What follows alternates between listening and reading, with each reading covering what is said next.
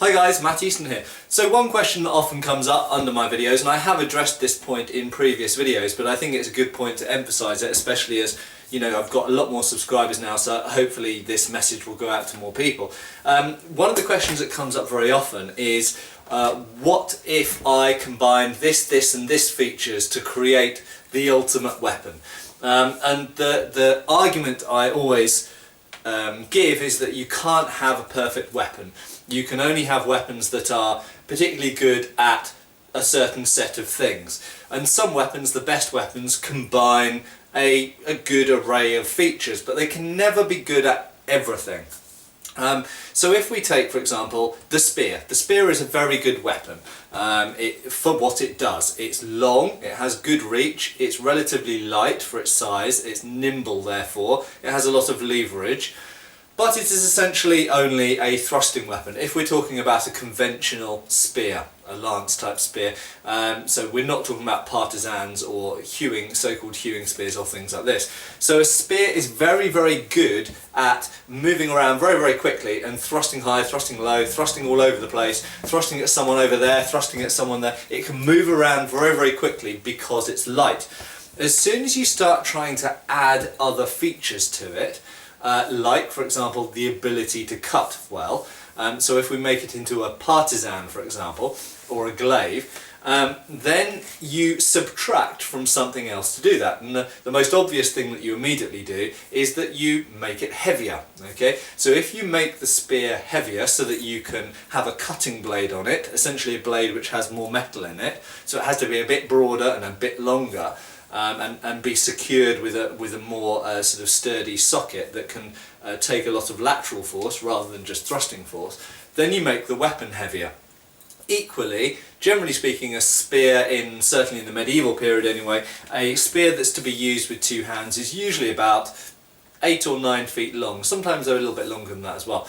And obviously pikes are, 16 feet long or even 18 feet long.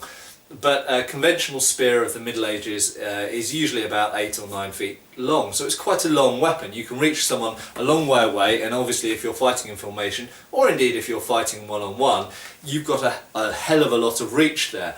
And as I've spoken about previously, because it's light and nimble, even if someone knocks aside the point and closes in on you, you can pull the thing back pretty quickly and even shorten the amount of weapon in front of your grip so that you can use it at quite close range and use it in quite a versatile way. If you've made it into a partisan or a glaive, yes, you've now got a cutting ability with it. However, you can't really have a glaive or a partisan that you can chop with that's as long as 9 foot long. It's just kind of too long and too unwieldy. If you want something that now you're going to be able to chop with and thrust with, usually they come down to more like 7 feet long. So you've lost length and you've made it heavier. So by making the spear more versatile in that sense, or giving it more features, we've added something, but we have to take away from somewhere else. So we make it shorter and we make it heavier.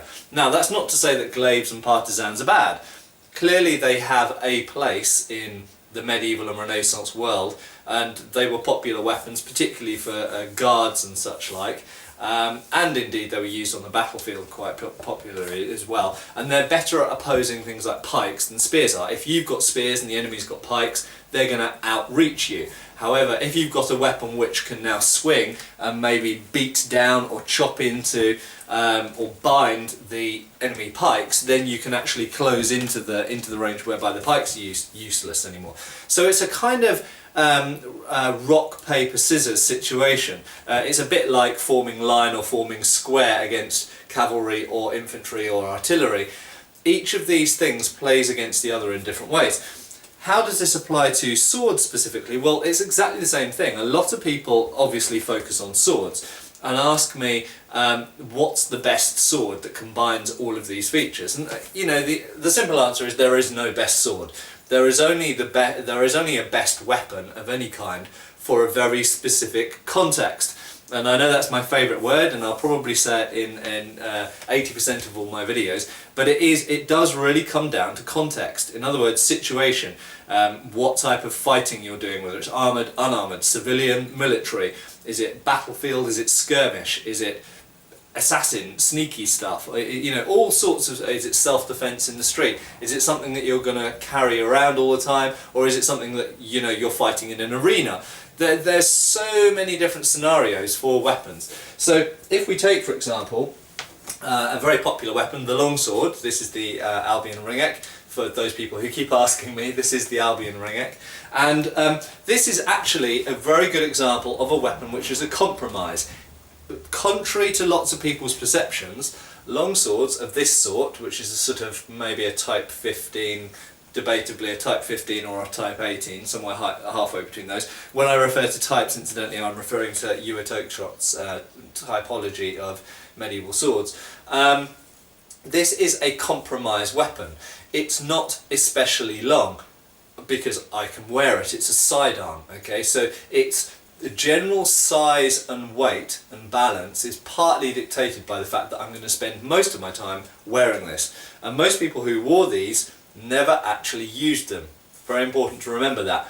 Even someone who had a very active military life would have only actually used their sword a few, you know, in combat a few times in their life, whereas they might have worn it every single day of their adult life. Okay, so most of your time is spent wearing these. So its size and shape to an extent is dictated by wearing it in casual, you know, kind of everyday life. In terms of the compromises it has made, well, it hasn't got an especially long hilt, because if it had a very long hilt I couldn't wear it. It hasn't got an especially long blade, because if it did I couldn't wear it.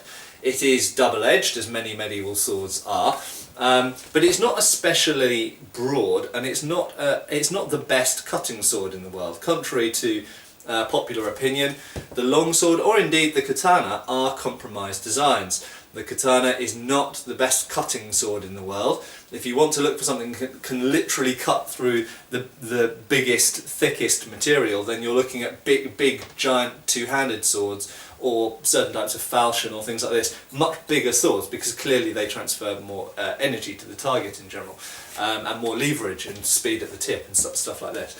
A shorter weapon, generally speaking, is moving slower at the tip. So this is a compromise design. It's very clearly, this example is designed to be very, very stiff and very, very pointy. Why is that? Because of the context, much like a rondel dagger or one-handed swords of this period, it's the context of the period that designed this sword. People are wearing either thick clothing or gambesons, or indeed armour. So this is a sword that can be used in armoured fighting or unarmoured fighting. So it's a compromised design. It's pointy for getting through thick padding or mail, or between the plates of plate armour, and basically these types of swords do not cut very well for about the last 6 or 8 inches of blade. They only really start to cut well about here. Completely different to a katana. Katana cuts well all the way to the tip, as does a mesa or a falchion or certain types of sabre. We'll look at a sabre in a minute. So this is a compromised design that's extended out the point as long as it possibly can without making the weapon too heavy. So I've got a nice long reach with the point. It cuts reasonably well down here. It's got a two-handed grip that's not too unwieldy to wear, but gives me extra leverage. So it is not everything. It's not the best cutter, it's not the best thruster. It's not the most nimble with the point. If you look at something like a small sword, which is absolutely specialised for the thrust, a small sword is far more specialised than this long sword is. Okay, so this is a compromised design. And this, in a way, you could argue, it's compromised actually a fair amount of its cutting capacity to increase its thrusting capacity. There are other types of longsword. If you look at type 12 or type 13 Oakeshott typology longswords, they are more parallel bladed and they're broader to the tip. And actually these swords, generally speaking, cut better, and they can cut nearer the tip, so they can actually cut further away from your hands. So they actually have, in cutting terms, a much better reach. And the broader tip for thrusting into normal civilian clothing is perfectly fine. You only really need this very, very pointy tip for thrusting through the very specialised types of armour and clothing that they're wearing in the later medieval period. So if we go over to sabre, this type of blade, which is, you know, it's a broad curved blade with a broad tip, similar to certain Turkish and Persian and Indian blades, not exactly the same but similar.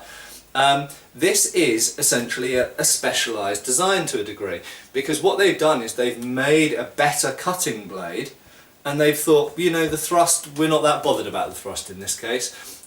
If you were to thrust with this, yes, you can put this point into someone. However, there are a number of problems with doing that. Firstly, the balance of the weapon. It's far away from the hand, which means that the point is not very nimble. If you're fighting against someone with a nimble point and you're trying to use your point and they're trying to use their point, they're always going to beat you at the thrusting game because it's not very nimble in that sense. This blade is designed to give slashes and chops. Okay, that's why the point of balance is further away from the hand, to increase the cutting capacity.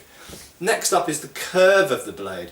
The curve of the blade, very simply, takes the point offline. Yes, everybody will point out, not everybody maybe, but some people will point out you can deliver thrusts that are in a curved line. However, you try doing that against someone who's using a straight thrusting sword, and they will always beat you on distance and control of the point. Very simply, swords that are designed to be specialised thrusters are straight. Okay, it doesn't matter whether you look in India or whether you look in Europe or wherever you look. Specialised thrusting weapons, like spears, are straight.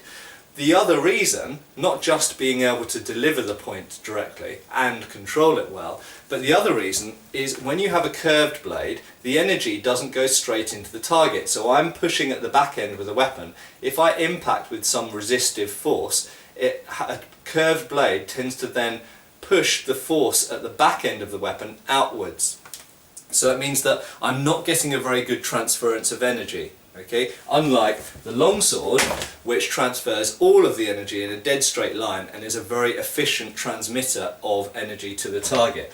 Okay? The sabre is not with the point. And lastly, the last reason why it's given up the specialisation, or even it's given up its ability to really be a decent thruster, in order to accentuate its cutting ability, is the shape of the tip. And this broader tip is not really, as you see, it's not really designed to be conducive with penetrating into a resisted body. It's going to meet an awful lot of resistance by the time it gets to about 1.5 inches deep, which is not really deep enough to kill in most situations. But what that has done is it means that I can now deliver cuts with the very tip of the weapon, and it will cut effectively here, much like a katana tip or a mesa or a falchion. I've got this curved cutting edge all the way to the very, very tip, so I can still cut out to the tip here. And that goes back to an earlier comment I made about the distance at which you can cut from your hand. So this longsword, on paper, has a very long, or a longer blade. It's 38 inch blade, if I remember correctly. The sabre only has a 32.5 inch blade. However, where the sabre can cut to, so I'm putting the hilts absolutely level here, the sabre can actually cut all the way to its tip. If you remember, the longsword can only really cut well, of this type of longsword, down about here. So although the longsword has a 37 inch blade and the sabre has a 32.5 inch blade, in actual fact they have the same cutting reach. So really you're getting more bang for your buck in terms of cutting with the sabre than you are with the longsword. It's a lighter weapon, it's a quicker weapon, and you can still got just as much reach as the longsword, even though it's a shorter blade. So really this has given up a lot of its thrusting potential. There is another point which is not true of all curved swords, but this is very flexible, and this is true if you notice lots of cultures that produced very cut-centric weapons. If you look at Highland broadswords or Indian tulwars, they tend to be relatively thin blades that if you thrust, they don't offer very good energy transference because they meet the target and the blade tends to flex, which is no problem for cutting. In fact, it can be good for cutting because it means you meet less resistance as you go through the target because it's a thinner cross-section. But for thrusting, it's rubbish. Okay, so this has really given up all of its thrusting potential to make a better cutting sword. So to conclude, remember that yes, you can have a weapon which combines many different sort of features and aspects of what you want to get out of the weapon for a variety of different scenarios. But generally speaking, whatever you add, whatever extra features you add to a weapon, you will subtract from it in some other way. And so therefore there is never a best weapon for all scenarios. There are only better weapons for specific scenarios. Cheers guys!